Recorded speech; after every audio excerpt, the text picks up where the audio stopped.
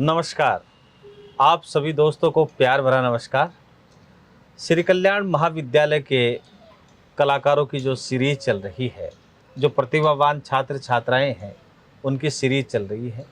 और ऐसे में आज हमारे बीच एक ऐसे ख़ास मेहमान, मेहमान तो नहीं कहेंगे बल्कि अपने ही छोटे भाई राम नायक हमारे बीच है। राम नायक की विशेषता ये है कि कोई साइंस लेता है, कोई कॉमर्स लेता है, कोई आर्ट्स लेता है, लेकिन राम नायक ने बीएफए यानी कि बैचलर ऑफ फाइन आर्ट में डिग्री की और उसके बाद में पीजी श्री कल्याण महाविद्यालय से किया। तो बताइए, अपने स्कूल के बारे में बताइए आप। देखो शमसुद्दीन भैया, सबसे पहले सबको नमस्कार। मेरी यात्रा प्रारंभ हुई थी एसके स्कूल से, जहाँ से मैंने सोचना शुरू किया था चीज़ों के बारे में जी। कि अब करना क्या है। तो एक इनमेच्योर जो माइंड होता है वो बहुत सारी चीज़ों के बारे में सोचता है कि मैं ये कर लूँ, मैं ये कर लूँ। वैसे शेखावाटी जो अंचल है उसका एक वो है कि पढ़ा लिखा इंसान नौकरी करेगा, उसको नौकरी करनी है। लेकिन मेरे जो था मन में कि नहीं, मुझे कुछ अलग सा करना है।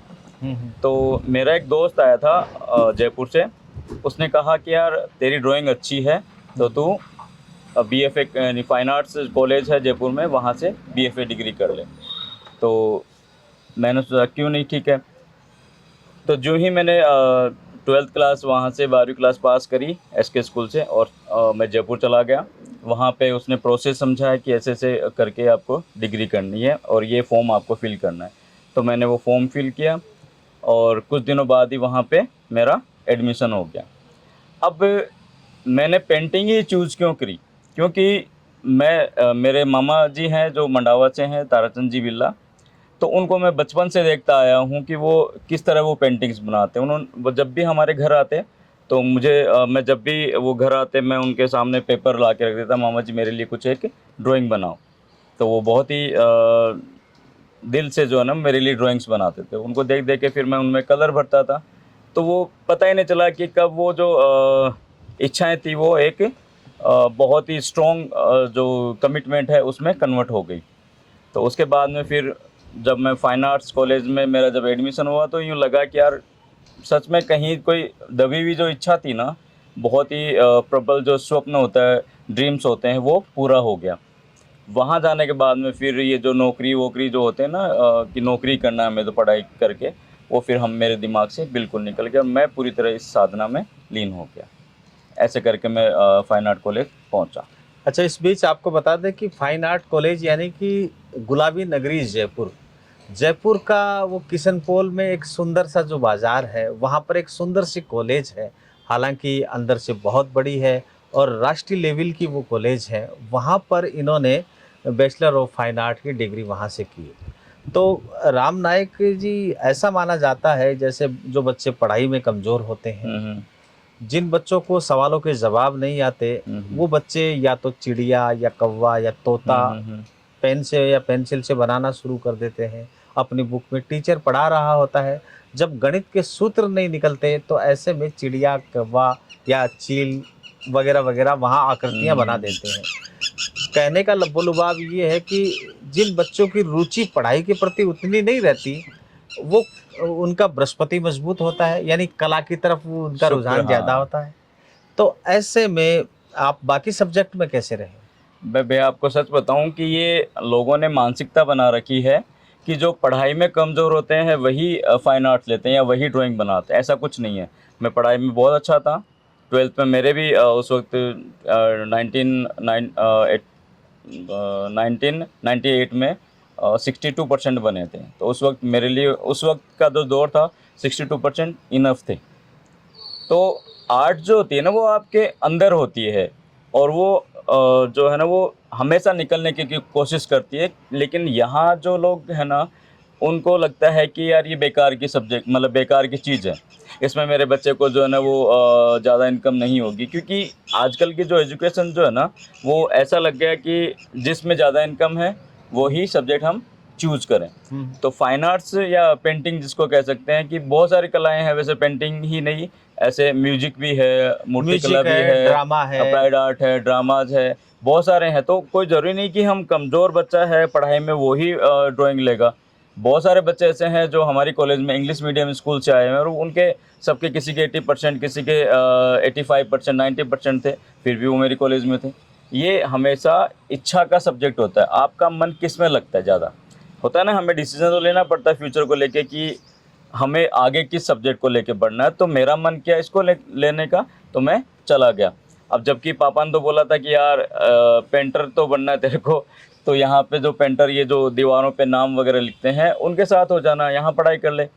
तो फिर मेरे मामा जी इस मामले में बहुत सपोर्टिव रहे। उन्होंने कहा कि जीजा जी ये डिग्री है और इसमें बच्चा बहुत कुछ सीखेगा और वहाँ पे इसको एक अच्छा प्लेटफॉर्म मिलेगा जिससे कि ये बड़े बड़े आर्टिस्टों से इंट्रोड्यूस होगा। और वहाँ जाके आपको बताऊँ भैया कि मेरी दुनिया एकदम से अलग हो गई। हाँ। मतलब मेरे सोचने का जो तरीका था ना वो आम लोगों जैसा नहीं रहा। मतलब कई लोग क्या होते हैं कि किसी चीज़ का पैटर्न होता है कि हमें जो जिस तरह दिखाया जाता है कि भाई बड़े जो हैं कि बेटा इस चीज़ को ऐसे देखना है, तो आम लोग जो होते हैं ना वो उस चीज़ को वैसे ही देखते हैं। बट एक कलाकार जो होता है ना वो उसको अलग एंगल से देखता है, अपने नज़रिए से देखता है, तो वो चीज़ अपने आप ही अलग हो जाती है, डिफरेंट हो जाती है। तो दोस्तों आपको बता दें कि बैचलर ऑफ फाइन आर्ट की सबसे बड़ी यूनिवर्सिटी अपने बनारस में है, और बहुत सारी ऐसी पूरे इंडिया में ऐसी यूनिवर्सिटी है जहाँ पर बैचलर ऑफ फाइन आर्ट के विद्यार्थी होते हैं। जयपुर का नाम बहुत ही नीचे की कैटेगरी में आता है, लेकिन पूरे ऑल इंडिया की अपन बात करें तो वहाँ पर बनारस अव्वल दर्जे पर है। तो राम नायक साहब, आप ये बताएं कि जैसे ही आपने सीनियर पास की, उसके बाद में जब आपने प्रवेश किशन पोल वाली हाँ। उस कॉलेज में लिया, तो वहाँ का पहला दिन आपका कैसा रहा? देखो भैया, मेरा एक तो एक नेचर है, मैं किसी भी अनजान आदमी से जब बात करता हूँ ना तो वो उसके साथ में मेरा ऐसा रिलेशन बन जाता है जैसे वो मेरा कोई अपना है। यानी बहुत सालों से मुझे वो जानता है। तो मेरा पहला दिन था तो मेरे साथ जो मेरा दोस्त गया था उसने पहले ही वहाँ एडमिशन ले लिया था। वो मेरे साथ 1 साल सीनियर था स्कूल में, तो वहाँ चला गया। तो उसके सब जानकार थे वहाँ पे और मैं जाते ही उन्होंने उनसे मुझे मिला दिया और मैंने जाते ही उनसे दोस्ती कर ली। नहीं तो क्या होता है कि एक नया बच्चा जब कॉलेज में एंट्री करता है तो रैगिंग प्रोसेस होता है, और वो रैगिंग प्रोसेस वैसे तो गलत होता है, लेकिन आर्ट कॉलेज में बाकी जैसे बहुत बड़े बड़े कॉलेजेस में जहाँ पे रैगिंग की जाती है बहुत ही गलत तरीके से करते हैं। लेकिन वहाँ पे एक एन्जॉय वाली होती है, उसमें भी एक आर्ट होता है। आपकी रैगिंग होती है लेकिन उसमें भी वो एक क्रिएटिविटी ढूंढते हैं सीनियर्स जो हमारे। तो मैंने सब सीनियर से जान पहचान कर ली, तो यूँ लगा कि जैसे मैं अपने ही परिवार में हूँ। और कोई भी बड़ा भाई जो है ना वो अपने छोटे भाई के साथ में इतना कोई गलत व्यवहार नहीं करता, तो मेरे सब जाते मित्र हो गए। और वहाँ पे जैसे कई कॉलेजेस होती हैं, वहाँ पे टीचर्स जो होते हैं ना वो स्टूडेंट को इतना जानते ही नहीं है क्योंकि हज़ारों की भीड़ होती है स्टूडेंट्स की। लेकिन हमारी कॉलेज में 12 स्टूडेंट होते हैं एक फैकल्टी में। जैसे पेंटिंग में 12 हो गए, अप्लाइड में 12 हो गए, स्कल्पचर में 12 हो गए, तो ऐसे करके अलग अलग डिपार्टमेंट में 12 स्टूडेंट होते हैं। तो वो लोग एक दूसरे को नाम से जानते हैं वहाँ पे, और यूँ लगता है कि जैसे वो हमारे कॉलेज के या हमारे परिवार के बड़े सदस्य हैं। अच्छा, ऐसा माना जाता है कि बैचलर ऑफ फाइन आर्ट में जैसे अभिजात्य वर्ग के लोग ज़्यादा आते हैं, हाँ हाँ। जो संभ्रांत परिवार के जो लोग हैं, यानी कि साधारण शब्दों में पैसे वालों के लड़के लड़कियां ज़्यादा वहाँ आते हैं। तो उनके आकार भी अलग होते हैं, बाल बढ़ा रखे हों और कुछ अलग अलग से आकृतियाँ उनकी, कलाकारों का जो पुट हाँ रहता हाँ हाँ है। हाँ तो हाँ। ऐसे में आप एक साधारण से परिवार से यहाँ से उठ के अब आप वहाँ गए, तो मन में कभी ऐसा नहीं आया कि यहाँ के लोग तो ये इतने बड़े-बड़े लोग हैं, उनके बच्चे हैं, अपन एक मिडाइवल लोग हैं, और तो देखो ऐसी भैया, मैं फील तो आई होगी। ना ऐसा कुछ नहीं। वहाँ पे एक्चुअली एक आर्टिस्ट होता है ना, हुँ, वो जनरल लोगों की या आम लोगों की तरह नहीं सोचता कभी भी कि मैं मेरे पास बहुत पैसा है या मैं इस स्टेटस से आया हूँ। हुँ, वो एक आर्टिस्ट होता है और आर्टिस्ट के लिए उसके आसपास के लोग उसके जैसे ही होते हैं। मतलब उनके मन में कभी ये नहीं आता कि यार ये मुझसे कम पैसे वाला है या फिर मैं ज़्यादा पैसे वाला हूँ। इवन हमारे तो ऐसा होता था कि सब 1 हफ्ते 10 दिन में जो है ना फ्रेंड्स बन गए थे सब न्यू हुँ, कमर्स जो थे। हुँ, तो किसी के पास पैसे नहीं होते, मान लो कि मेरे पापा ने मुझे मजदूरी करके वहाँ तक पहुँचाया है, तो मेरे पास कभी चाय के या नाश्ते के पैसे नहीं होते, तो मेरे दोस्त बहुत ही हेल्पफुल थे। उनके पास पैसे होते तो कह रहे यार कोई बात नहीं, हम दे देंगे। अच्छा, बचपन के कुछ जो दोस्त है अभी वहाँ की कॉलेज किशन पॉल वाले की, तो कुछ दोस्त याद आते हैं इस वो समय? तो भैया सेलेक्टेड दोस्त हैं जो बहुत ही दिल के करीब हैं, बताइए उनसे आप। हमेशा बात होती है। जैसे मेरा एक दोस्त है जिसने मुझे सबसे ज़्यादा सपोर्ट किया कॉलेज में, रितेश जोशी है, जो भी बांसवाड़ा कॉलेज में लेक्चरर है, वहाँ पे प्रोफेसर है। Very good. और उसके बाद में एक सत्येंद्र है जो दूसरे डिपार्टमेंट का था, लेकिन वहाँ पे डिपार्टमेंट ये सब जो होता है ना, वो नॉर्मल चीज़ें होती हैं, वो ये नहीं देखते कि मैं इस डिपार्टमेंट को हूं तो इससे मैं मिलूंगा नहीं। तो सत्येंद्र है गुप्ता जो हैदराबाद में सेटल्ड है, वो अभी एडवर्टाइजिंग फील्ड में काम कर रहा है। हाँ। उसके बाद में सतवीर सिंह भास्कर है जो निमका थाना है, अभी वो निजी शिक्षण जो संगठन है उसका वो अध्यक्ष है राजस्थान। अच्छा, बैचलर ऑफ फाइन आर्ट के बाद में जैसे एमएफए होता है, हाँ, हाँ। मास्टर ऑफ फाइन आर्ट, तो आपने एमएफए वहाँ से नहीं करने की वजह क्या रही? देखो भैया, उस वक्त क्या था कि मैं एमएफए करने के लिए बड़ौदा गया था, क्योंकि इंडिया में जो होता है ना, बड़ौदा की जो फाइन आर्ट फैकल्टी जो है, जेजेस एक बॉम्बे में जेजेस स्कूल ऑफ आर्ट। हाँ जी जी। लेकिन मेरे अप्रोच में बैंक बड़ौदा वाली कॉलेज थी, फाइन आर्ट्स कॉलेज, वहाँ अप्लाई किया था। लेकिन कुछ ऐसी परिस्थितियाँ हुई कि एंट्रेंस एग्ज़ाम देने से पहले मुझे वापस आना पड़ा। पापा ने फ़ोन करके बुलाया कि ये बात है, तो उन्होंने मुझे बुला लिया। नहीं, आप जैसे आप बता सकते हैं, अपने ही लोग हैं हाँ, सारे मैं श्री कल्याण वहाँ ये के। मैं वहीं आ रहा हूँ, क्योंकि उस वक्त जो है ना मैं गया था मेरे फूफा जी के पास में, वहाँ फूफा जी पहले से रह रहे थे, तो उनके पास गया तो उनको लगा कि, या फिर मेरी बुआ जी उस वक्त नहीं थी, दूसरी बुआ जी आए थे, सौतेले स्टेप जो बुआ जी है वो थे, तो उनको लगा कि ये यहाँ पर ही हमारे साथ रहेगा। जबकि मैं रोज़ सुबह वहाँ से चाय पी के कॉलेज की तरफ जाता था, क्योंकि मेरे एंट्रेंस एग्ज़ाम में 10 दिन का वो था, इंतज़ार करना था मुझे 10 दिन के बाद में एग्ज़ाम लगनी थी, और मैं 10 दिन पहले ही वहाँ पहुँच गया। तो मैं मेरे कुछ उदयपुर में कोई कैंप लगा था, वेस्ट जोन कल्चर सेंटर नाम से कोई वो है, वहाँ का जो सिटी पैलेस है उसी का एक पार्ट है। तो कुछ आर्टिस्ट थे जो बड़ौदा की कॉलेज से वहाँ पे वर्कशॉप में आए थे, वो भी स्टूडेंट थे, मैं भी स्टूडेंट था, तो उनसे जान पहचान हुई मेरी, वहाँ जाते ही उनसे मिला। तो कुछ लोग फील्ड में ऑलरेडी काम कर रहे थे, तो मैं उनके साथ में काम करने का प्लान कर रहा था कि मैं उनके साथ काम कर लूँ, जिससे कि मैं पापा पे बर्डन नहीं बनूँ, कि भाई पापा रोज़ खर्चा भेजेंगे पढ़ाई के लिए, इससे अच्छा मैं खुद यहाँ पे कमाऊँ और मेरी कॉलेज की पढ़ाई पूरी करूँ। लेकिन फिर फूफा जी ने पता नहीं पापा से ऐसा क्या कहा, तो पापा ने गुस्से में आके मुझे बुला लिया कि कोई ज़रूरत नहीं वहाँ रहने की, आजा और देखेंगे दूसरी। फिर मैं यहाँ आते ही डांस फील्ड में लग गया।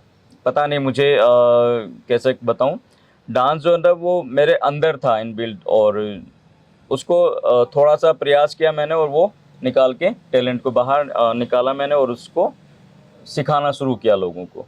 क्योंकि मैंने एक बार पढ़ा था, शेक्सपियर ने लिखा था कि आपको जब पता चलता है कि आपके अंदर कोई टैलेंट है या आपके अंदर कोई प्रतिभा है, और आपने उसको प्रयोग में नहीं या लोगों को नहीं सिखाया, तो ये आपने आपके जीवन में सबसे बड़ा पाप किया है। तो मैं उसी सिद्धांत पे चला कि अगर मुझे डांस आता है तो मैं क्यों ना इसको बांटूँ।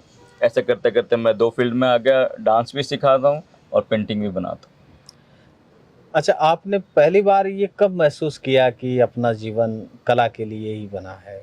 मैं कब आपको एहसास हुआ? मैं तो गया तो था कॉलेज फाइन आर्ट की, वहाँ से डिग्री करूँगा और मैं लेक्चरशिप में चला जाऊँगा, यानी पढ़ाने गवर्नमेंट जॉब में चला जाऊँगा। लेकिन मेरे गुरु हैं वहाँ पे, मेरे आइडल हैं वो, विद्यासागर जी उपाध्याय हैं, वो भी बहुत फेमस आर्टिस्ट हैं, जयपुर में रहते हैं।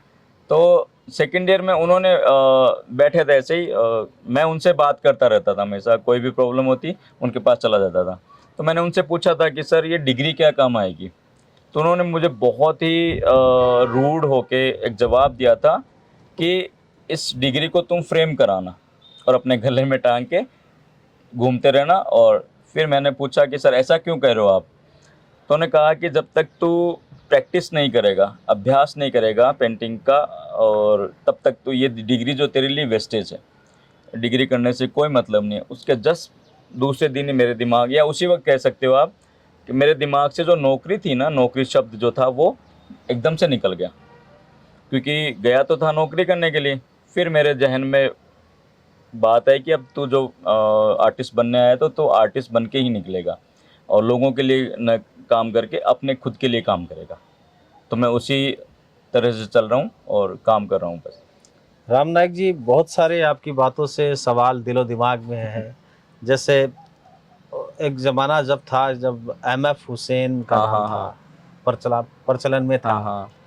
और अब चूंकि आप भी जैसे इसी ड्राइंग वाले हुँ, फील्ड हुँ। से हैं, तो आपके दिलो दिमाग में भी ऐसा आया होगा कि पूरा राष्ट्रीय लेवल पर एक नाम होगा राम नायक, और लोग पहचानेंगे, बड़े बड़े अखबारों में छोटे छोटे पोस्टर लगेंगे, तो ऐसे कुछ हाँ, ख्याल आपके थे? बहुत मैंने शुरू ये जर्नी उसी से करी थी कि मुझे भी एक लेवल का आर्टिस्ट बनना है। लेकिन क्या होता है भैया, हम मिडिल परिवार जो होते हैं ना, हम्म, वो कई सारी चीज़ों से बंधे हुए होते हैं। जी। हालाँकि अब अगर अपन बुक्स पढ़ने वाले लोग कहते हैं कि यार एक आर्टिस्ट को या फिर एक इंसान को कोई भी बंदिश नहीं रोक सकती। लेकिन कुछ चीज़ें जो होती हैं वो किताबों में अच्छी लगती हैं। हम्म, तो जो ही मैं डिग्री करके आया, पापा ने मेरी शादी का फैसला कर लिया कि भई शादी करनी है। शादी अगर करते हैं अपन, ये जनरल बात है कि शादी अगर करते हैं तो हम अपने पैरों पे खड़ा होना मतलब ज़रूरी होता राम है। नायक साहब, आप तो ऐसे कह रहे हैं कि शादी कर ली, मतलब इसमें थोड़े से भाव निराशा कैसे महसूस? निराशा नहीं है, मैं आपको मेरी जैसे कंडीशन बताता पिताजी हूँ। ने कोई अपराध कर दिया हो अपराध आप? नहीं किया। मेरा कहने का मतलब ये है कि हम उन ज़िम्मेदारियों में जब उलझ जाते हैं, हाँ। तो जो अपना सही लक्ष्य जो होता होता है ना, वो हम उससे थोड़ा-सा दूर आ जाते हैं। हम्म, जैसे मैं डांस सिखाने लग गया, पैसा कमाने लग गया, तो पेंटिंग को कम टाइम देने लग गया। लेकिन अब अचानक मतलब पिछले 5 साल पहले जो है ना, वो अंदर से आवाज़ ठक-ठक की आवाज़ आती है सबके, लेकिन हम लोग उसको डोर को बंद कर देते हैं। हम्म, तो एक दिन मैंने वो डोर खोल लिया हम्म। और मैं 5 साल पहले वापस इसमें पूरी जी जान से लग गया और अब मैं काम कर रहा हूँ। और कई सारे जो हैं बड़ी-बड़ी कंपनीज़ जो हैं, वहाँ से ऑर्डर मेरे पास आते भी हैं और उनके लिए पेंटिंग बनाता हूँ, कुछ अपने लिए बनाता हूँ। अच्छा राम नायक जी, ये बताइए, जैसे ये टक टक की आवाज़ जो हाँ, आती हाँ, है, हाँ। जैसे मकबूल फिदा हुसैन हुँ, के हुँ। बहुत उम्र गुजर जाने के बाद दिल में टक टक की आवाज़ आई, और टक टक की आवाज़ ये आई कि वो माधुरी दीक्षित पे फिदा हो गए थे। तो ऐसा कुछ आपके देखो जीवन वो उन में 12वीं के पहले या बाद में कभी नहीं, कुछ? ऐसा कुछ नहीं हुआ, क्योंकि हमारी कॉलेज जो थी ना, या हमारे जो लेक्चरर थे, हमारे जो गुरुजी थे, वो हमें इतना टाइम देते नहीं थे कि हम वो ठक-ठक की आवाज़ सुनें हुँ, या किसी लड़की से हम प्रेम करें और उसके लिए फिर बाकी काम हम छोड़ दें। हुँ। क्योंकि वो हमें इतना टाइम कॉलेज के बाद में भी हमें 4-4 5-5 घंटे एक्स्ट्रा प्रैक्टिस करनी होती थी। कभी कोई तस्वीर, जैसे दोस्तों इस बीच आपको बता दें कि ये राम नायक हैं, इन्होंने बैचलर ऑफ फाइन आर्ट किया है। यानी कि जैसे कि अगर नाग को मारने पर नागिन की आंखों में मारने वाले की तस्वीर छप जाती है हमेशा के लिए, ठीक वैसे ही एक बार जिसे नज़र भर के राम नायक देख लेते हैं, तो इनकी आंखों में वो तस्वीर छप जाती है, और ये अपनी कलम से उसे रूबरू हूबहू उकेर देते हैं। तो आपने कभी कोई तस्वीर देखो, बनाई है मैंने ऐसी? किसी की भी नहीं बनाई, मैंने अपने आप की पेंटिंग बनाई थी। वो भी शीशे में देख के, क्योंकि उसको सेल्फ पोर्ट्रेट बोलते हैं। हुँ, जैसे आजकल सेल्फी चल रही हैं, हुँ। उस हमारे स्टाइल में उसको सेल्फ पोर्ट्रेट बोलते हैं कि आप अपने ही चेहरे को देख के आप उसका हूबहू स्केच बुक में या पेंटिंग में आपको उसको कन्वर्ट करना होता है। जैसे रामनिवास बाग है हाँ, हाँ। जयपुर में, तो वहाँ पर स्केच बनाते हैं, हाँ। आपका चेहरा देख के बना देते हैं। हमारा वो टाइम तो वहीं निकला था पूरा कॉलेज का। रामनिवास बाग से हमारी कॉलेज जो, तो वो 1 डेढ़ किलोमीटर दूर होती हाँ, पता है है ना? पास तो में। वहाँ जो ही कॉलेज से हम लोग निकले, 2 बजे छुट्टी होती थी, उसके बाद में वहाँ 3-4 घंटे बिताते हम लोग। हुँ। क्योंकि वहाँ पे बहुत सारे कैरेक्टर्स हमको मिल जाते हैं। हाँ, कोई सो रहा है, कोई बातें कर रहा है, कुछ बच्चे हैं जो खेलते हुए आए, तो हम अपनी जो स्केचिंग जो प्रैक्टिस है वो हम लोग वहीं करते थे। तो जो ड्राइंग के जो विद्यार्थी हैं वो आपसे अगर सीख लें, तो उन्हें इस 12वीं क्लास में किस तरह की ड्राइंग अब बनाना मैं चाहिए तो अभी? यही कहना चाहूँगा, अभी जितने किस भी तरह की ड्राइंग बनाना चाहिए? 12th वाले जो है ना बच्चे, कई बच्चे ऐसे हैं, मतलब मोस्ट ऑफ कह सकते हो आप, उसमें से 10% बच्चे हैं जो सीखने के मन से फाइन आर्ट्स लेते हैं, हुँ, पेंटिंग लेते हैं। तो मैं बाकी जो 90% बच्चों से कह रहा हूँ कि आपने सब्जेक्ट तो ले लिया, ठीक हुँ। है? तो 2 साल उसके साथ बिताना आपको। तो फिर 2 साल अगर आपको उसके साथ बिताना है, तो पूरे दिल के साथ बिताओ कि आप 2 साल में इतना सीख के निकल जाओ कि आपके मन में जब भी आए, आप अपना जो स्ट्रेस है वो कैनवास पे उतार सको। क्योंकि कला जो होती है ना, वो आपकी भावनाओं को कंट्रोल करने का काम करती है। आजकल जो सुसाइड केस बच्चों के जो आ रहे हैं वो इसीलिए आ रहे हैं कि हम उनको कला से दूर ले जाते जा रहे हैं। कि भाई पढ़ाई कर, तेरी एग्ज़ाम आने वाली है, पढ़ाई कर, तेरा टेस्ट, कि ये क्या बना रहा है, ड्राइंग क्यों बना रहा है, क्यों पेपर ख़राब कर रहा है, ये जो सेंटेंसेज है ना बच्चे को उस चीज़ से दूर ले Demonize जाते हैं। तो वो अपनी भावनाओं को कंट्रोल करना सीखता नहीं है और फिर ये चीज़ें उन पे स्ट्रेस बन के फिर सुसाइड कमिट तो करते हैं। रामनाथ जी, मेरा सवाल ये था, जैसे 12वीं क्लास के बच्चे हैं जिन्होंने ड्राइंग ले ली हाँ, है, हाँ। एग्जाम है, तो वो अपने आप को प्रिपेयर्ड करें ड्राइंग में। तो जैसे जैसे ये मग है, हाँ, हाँ। तो इनका वो हाँ, ड्राइंग वो बनाए उसको लाइफ या स्टडी किस बोलते तरह हैं। से, हाँ, हाँ, तो उसको क्या लाइफ क्या स्टडी बनाना चाहिए बोलते हैं। आप तो वो बताएं देखो 12th और 11th में सिलेबस फिक्स होता है, हम्म एजुकेशन सिस्टम ने जो सिलेबस फिक्स कर रखा है, लेकिन वो बेसिक है। वहाँ अगर आपने उनको लाइफ स्टडी कर ली, हम लोग उसको लाइफ स्टडी बोलते थे कि सामने कोई चीज़ हम रखते हैं तो उसका पैरामीटर हम लोग अंदाजे से लगाते हैं। कई बार हम पेंसिल से भी उसको कई गुना बड़ा करना होता है, तो उससे ही नाप उसका लेके हम उसको बना लेते हैं। तो ये अगर प्रैक्टिस कर लेते हैं, कभी मान लो कि आपको अपॉर्चुनिटी मिली कि भाई मैं फ़ाइन आर्ट कॉलेज जाना चाहता हूँ, तो आपके वो चीज़ बहुत ज़्यादा हेल्पफुल रहेगी, क्योंकि वहाँ पे जाते ही आपका एंट्रेंस एग्ज़ाम यूँ नहीं कि जी जो है नीट वालों की तरह रिटन एग्ज़ाम लगेगा। वहाँ रिटन के साथ में आपको प्रैक्टिकल भी देना पड़ेगा। आपका प्रैक्टिकल अच्छा तो आपका अच्छा, एडमिशन जो हो जाएगा। नए बच्चे हैं जिन्होंने ड्राइंग ली, वो सबसे पहले फूल बनाते हैं या फिर कोई आकृति बनाते हैं? पुरुष है वो महिला बनाती है, और जो महिलाएं हैं, जो बालिकाएं हाँ, हैं, हाँ, हाँ। वो गुलदस्ते वगैरह, इस तरह की झालर वगैरह, वो अलग वो सा यही तो है ना कि ट्रेडिशन है। जैसे आम लोगों को जो होती है ना, वो रियलिस्टिक चीज़ें पसंद आती हैं। सिंपल जो जैसे मान लो कि फ्लावर बना लिया, अरे वाव क्या बनाया। अगर उसी ने कुछ अलग तरीके से उस फ्लावर को बनाया तो सब लोग ये कहेंगे यार ये क्या बनाया। तो उसको समझने के लिए भी सोच ऊपर चाहिए, और बच्चे वही बनाते हैं स्कूल में। 12th वाले जो बच्चे आप बात कर रहे हो, उनको वही सब्जेक्ट उनके प्रैक्टिकल में टॉपिक होता है। जैसे हम मग बनाए तो इसको स्टिल लाइफ बोलते हैं, वस्तु चित्रण बोलते हैं। तो ये उस सब्जेक्ट अपने सिलेबस में निर्धारित है कि भाई आपको इतनी इतनी स्टिल लाइफ आपको लाइव बनानी है। लैंडस्केप है जिसको हम प्रकृति चित्रण बोलते हैं, वो आपको इतने सारे बनाने, तो वो उसी हिसाब से वो चीज़ें बनाते हैं। कुछ भी वो अलग से नहीं करते हैं, क्योंकि हो सकता है कि स्कूल का दबाव या उनका जो ड्राइंग टीचर है वो उनको अलग से एफर्ट नहीं डाल रहा है कि बेटा तुम लोग ये तो है ठीक है, ये हमने सिलेबस के अकॉर्डिंग बनाया, अब आप अपने लिए कुछ अलग सा बनाओ जिससे आपकी जो क्रिएटिविटी है वो सामने आए। सामने। अच्छा, ये बताइए कि सीकर शहर में हम्म। जैसे आप हैं या आपके अलावा और कोई भी आपको फाइन आर्ट के स्टूडेंट सीकर मिले में क्या? शहर में तो कोई नहीं है। अब अब अगर कोई आया तो मेरे नॉलेज में नहीं है, क्योंकि मुझे पास आउट किए 2002 में पास आउट किया था। आज 22 साल हो गए मुझे। और सीकर ज़िले में बहुत सारे हैं। श्री माधोपुर जो है वहाँ से सबसे ज़्यादा जो बच्चे हैं वो जाते हैं। फिर जयपुर के हैं बच्चे, उसके बाद में बाकी शहरों से भी, ज़िलों से भी बच्चे, क्योंकि वहाँ पे कंपटीशन है। 12 सीट्स के लिए आपको लड़ना होगा वहाँ पे, और जो अच्छा बेस्ट होगा वही वहाँ पे सेलेक्ट होगा। यूँ नहीं कि कोई किसी ने भी फॉर्म भर लिया और फीस जमा कराई उसका एडमिशन हो गया। नहीं, वहाँ पे सीट्स फिक्स है और उसी सीट के आधार पे आपको सिलेक्शन होगा आपका।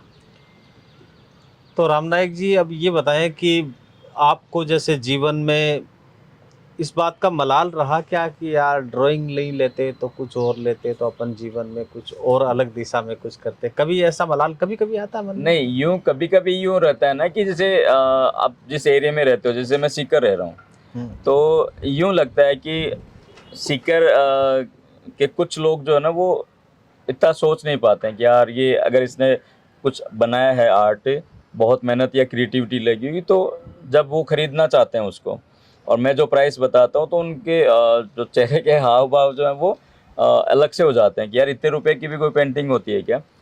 जबकि बाहर जो आप भी जानते हो कि आर्टिस्टों की जो पेंटिंग्स है वो एक प्रॉपर्टी जैसी होती है। जो जो वो पुराना होता जाता है, फेमस, उस प्रॉपर्टी की कीमत बढ़ती जाती है। तो ये चीज़ हमारे यहाँ समझते नहीं है। तो मैं ये चाहता हूँ कि आप लोग भी कला को और कलाकार को समझो और उनका सपोर्ट करो, अच्छा, जिससे जो कि एग्जीबिशन वगैरह लगती है हाँ, जवाहर कला केंद्र में, वहाँ आपने कभी अपने वहाँ पे उसमें लगाई आप? हाँ, वहाँ पे ग्रुप शोज हुए हैं। हाँ हाँ। जैसे कई अकेला स्टूडेंट जो है, मान लो एक आर्टिस्ट जो होता है ना, उसके पास, अब आर्टिस्ट जो तो वैसे रमता जोगी होता है, हम्म, वो ज़्यादा पैसे कलेक्ट करता भी नहीं है और न उसको मोह होता उससे ज़्यादा।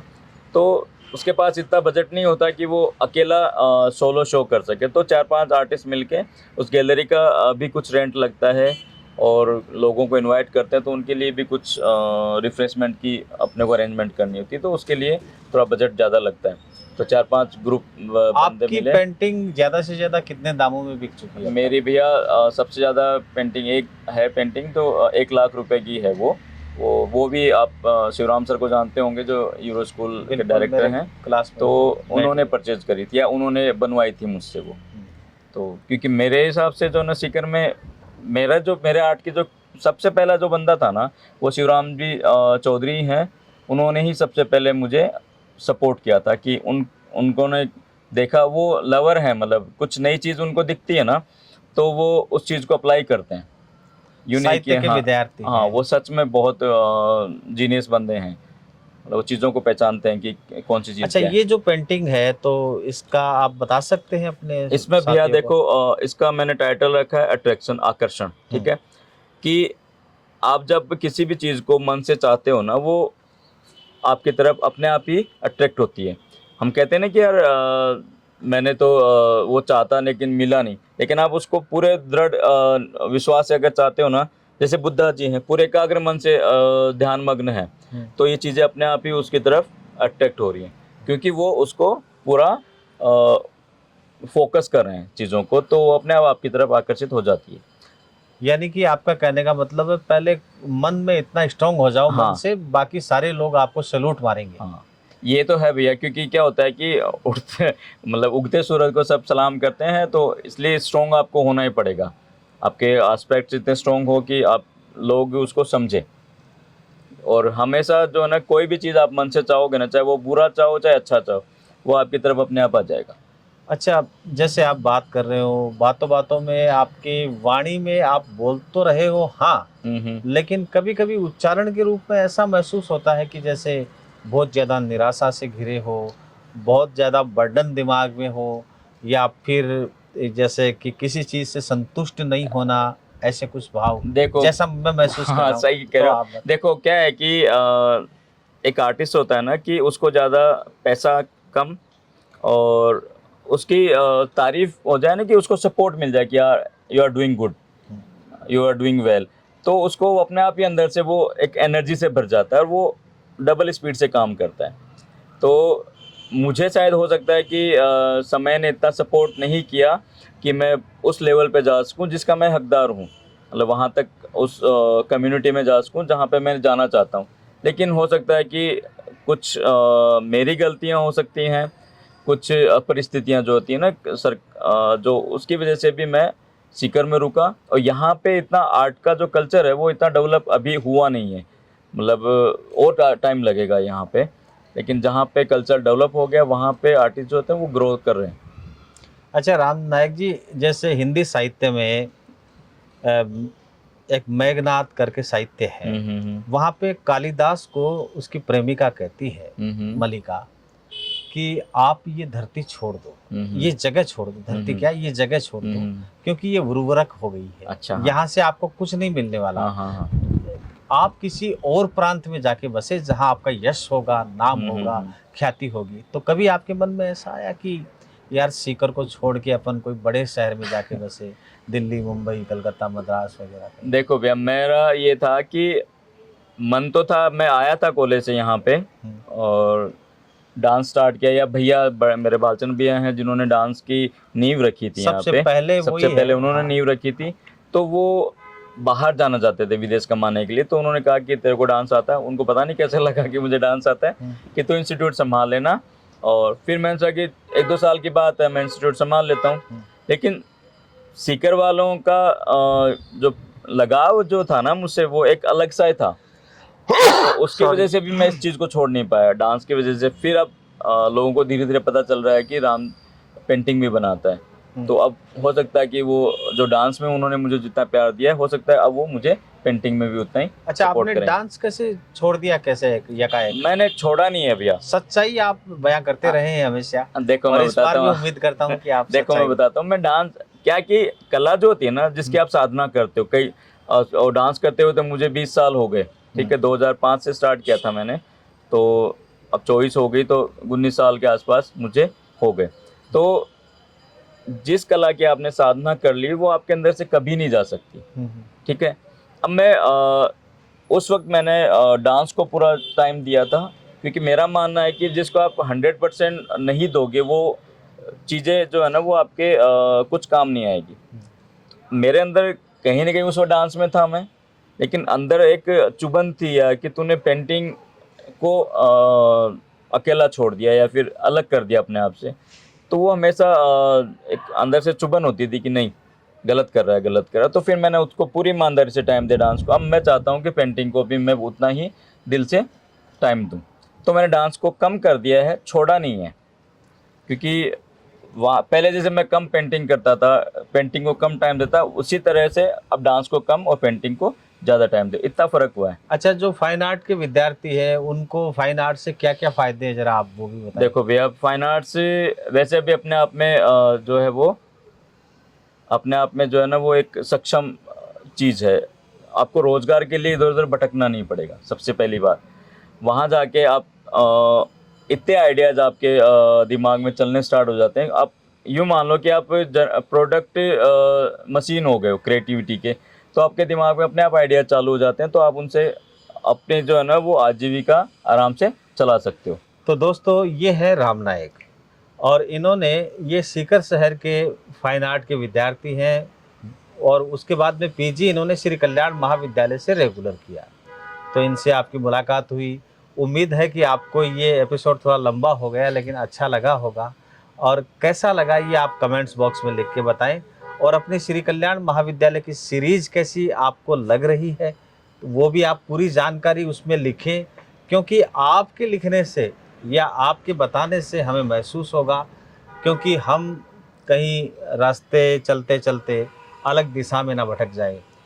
राम नायक एक ऐसे कलाकार हैं जो सदियों में कोई एक कलाकार होता है। शहर सीकर है और सीकर शहर में ऐसे प्रतिभाशाली लोग हैं, हमें इनका आदर करना चाहिए, सम्मान करना चाहिए। और मैं उम्मीद करता हूँ कि आपका उज्जवल भविष्य हो और कला के प्रति आपकी साधना हमेशा यूं ही बनी रहे, और ज़िंदगी में कभी आपको किसी बात का इस विषय को लेके मलाल नहीं हो। बाकी हम बड़े भाई आपके साथ हमेशा रहें। बस भैया इतना ही चाहिए। बाकी मैं खुश हूँ इसको ये मेरे साथ है तो मैं अकेला महसूस नहीं करता हूँ कभी भी। और यूँ नहीं लगता कि यार कुछ कमी है ज़िंदगी में, ना कुछ कम है ज़्यादा है, वो बाकी चीज़ें बाकी। तो इसी के साथ ही आपसे विदा लेते हैं। अपना ख्याल रखिएगा, नमस्कार। अपनों का ख्याल रखें और आप बताएं कि सीरीज़ के लिए हम और क्या नवाचार करें। धन्यवाद।